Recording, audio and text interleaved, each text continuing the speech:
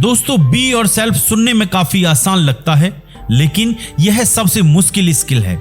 इसलिए ज्यादातर लोग अक्सर खुद की खुशी तलाश करने की बजाय अपनी पूरी जिंदगी दूसरों को खुश करने में लगा देते हैं। यह स्किल सीखना मुश्किल जरूर है, लेकिन नामुमकिन नहीं है।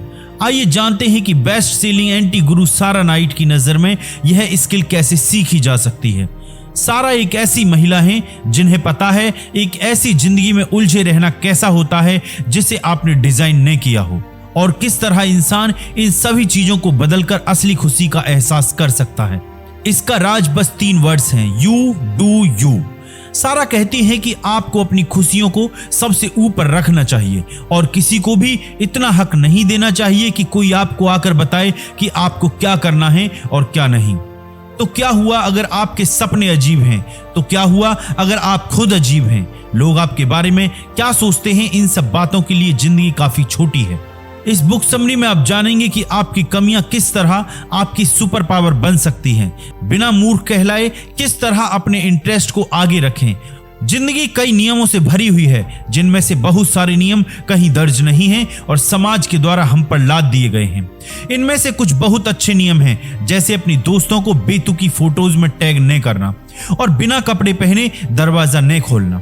लेकिन कई ऐसे नियम भी हैं जो बेतुके हैं और हमारा समाज ऐसे लोगों से भरा हुआ है जो हमें हमेशा बताते रहते हैं कि हमें कब कॉलेज जाना चाहिए, कब हमें बच्चे करने चाहिए और हमें पार्टी के लिए क्या पहनना चाहिए। इन नियमों को तोड़ने से आप जेल तो नहीं जाएंगे, लेकिन समाज से अलग जरूर कर दिए जाएंगे।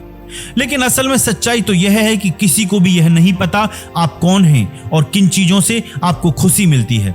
दूसरों के हिसाब से जिंदगी जीने पर आप कहीं ना कहीं खुद को खो देंगे। साथ ही आप अपनी जिंदगी का लेवल नीचे गिरा सकते हैं और आपकी जिंदगी काफी बुरी हो सकती है।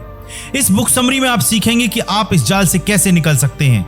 आप सीखेंगे सोशल एक्सपेक्टेशंस क्या होते हैं, किस तरह आप इनमें से कुछ एक्सपेक्टेशंस ना करके खुद पर से बोझ को हटा सकते हैं। इन चीजों को अपनाने का सबसे बेस्ट तरीका है एक ऐसे मॉडल को अपनाना जिसका नाम है मेंटल रिकोडिंग।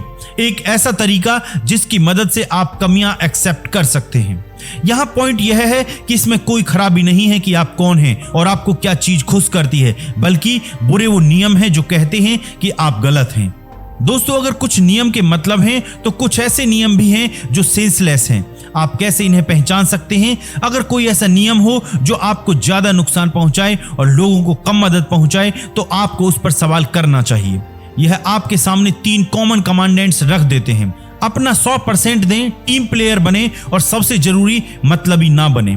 चलिए यह मान लेते हैं कि आपको हमेशा अपना 100% देना है। वैसे लगातार ऐसा करना आपको बहुत मुश्किल में डाल सकता है और आपकी सेहत के लिए भी नुकसानदायक हो सकता है। चलिए जानते हैं लेखिका इसके बारे में क्या कहती हैं। सालों से सारा सुबह सूरज निकलने से पहले ही उठ जाती थी और दिन रात पढ़ाई करती थी। कॉलेज में उनके ग्रेड्स भी काफी अच्छे आते थे, लेकिन इन सब के बीच उन्होंने अपने हेल्थ पर ध्यान नहीं दिया और इस कारण उनके गले में लंप पैदा हो गया। हमेशा खुद को परफेक्ट रखना भी आपके दुख और निराशा की वजह बन सकती है। इसे इस तरह सोचें, अगर आपकी ऊबर रेटिंग टॉप पर है तो उसे बदलने के लिए उसे नीचे ही लाना होगा।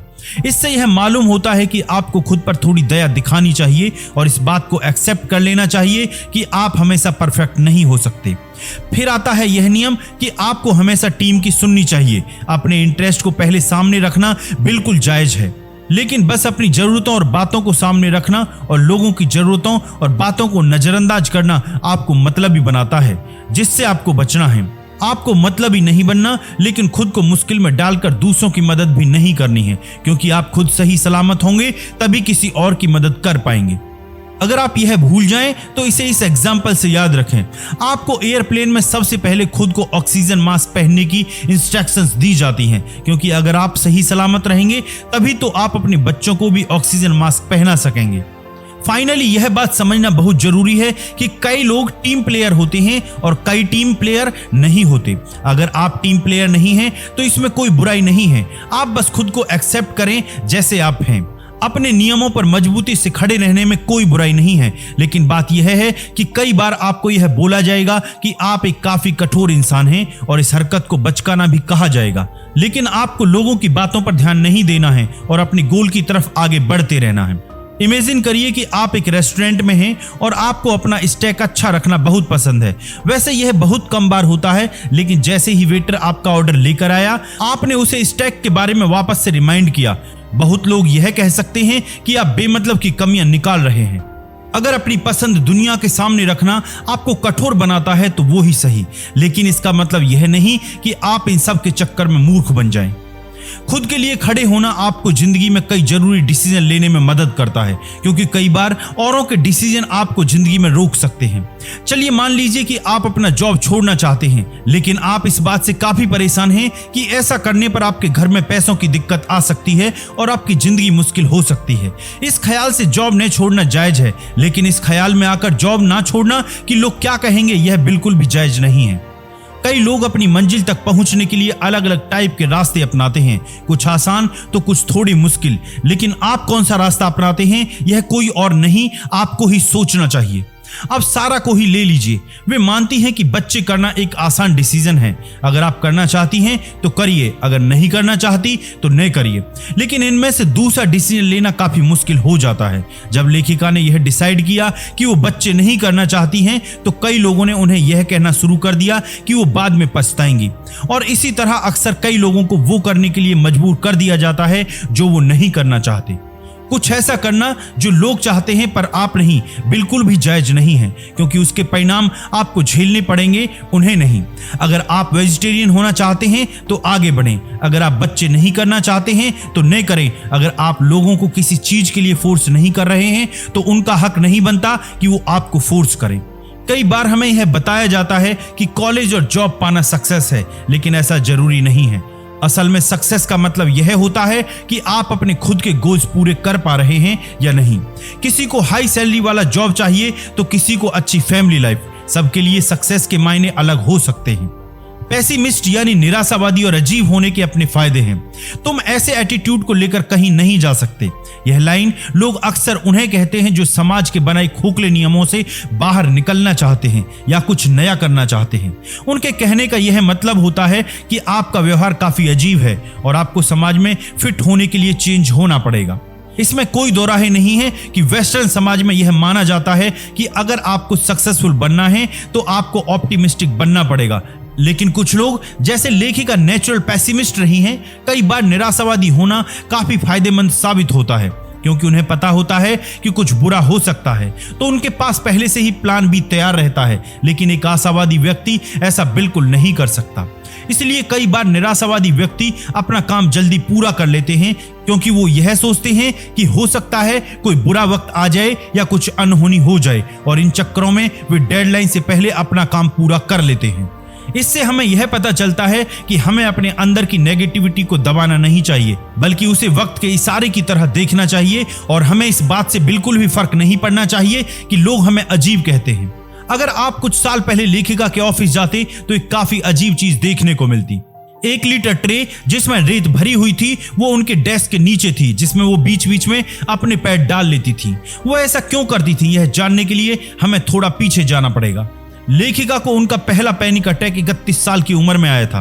पहले वो डॉक्टर से सलाह लेने के मामले में काफी परेशान थी। वो नहीं चाहती थी कि कोई उन्हें पागल समझे, लेकिन उन्होंने डॉक्टर को दिखाने का डिसीजन लिया। और जब वो डॉक्टर के पास गई तो उनसे हर वो चीज लिखने को कहा गया जो उन्हें खुशी देती है।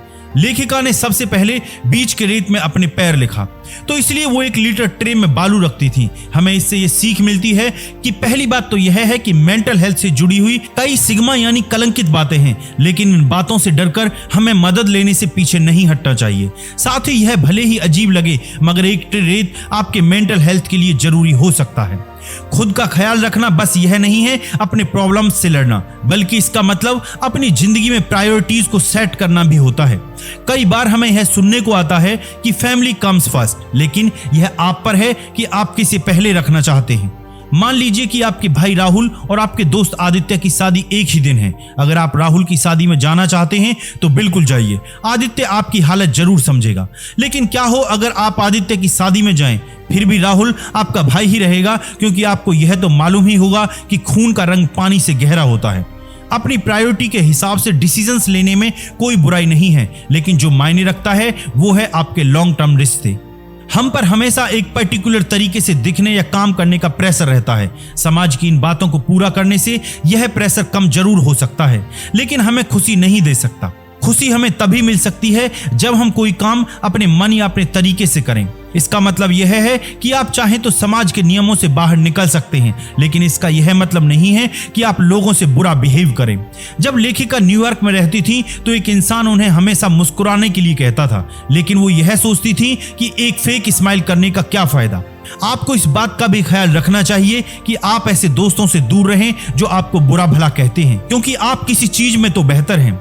2005 में जब लेखिका 26 साल की थी, तब उन्होंने एक पब्लिशिंग हाउस में अपने सुपीरियर्स को एक प्रेजेंटेशन दी जो कि काफी अच्छी थी, और उन्होंने यह बात अपने एक कॉलीग को बताई, जिसने यह कहा कि वो अपनी तारीफ खुद करती हैं, या यूं कहें कि वो सेल्फ कॉन्ग्रेचुलेटरी हैं। लेकिन अगर ऐसा कभी आपके साथ हो तो ध्यान रखिएगा कि सेल्फ स्टीम और कॉन्फिडेंस आप ही की अपनी एबिलिटी है और इससे आपको शर्माना नहीं चाहिए। दोस्तों, कंक्लूजन यह है कि दुनिया में कई नियम होते हैं, बेहतर यही है कि हम उन्हें इग्नोर करें और अपने मन से काम लें।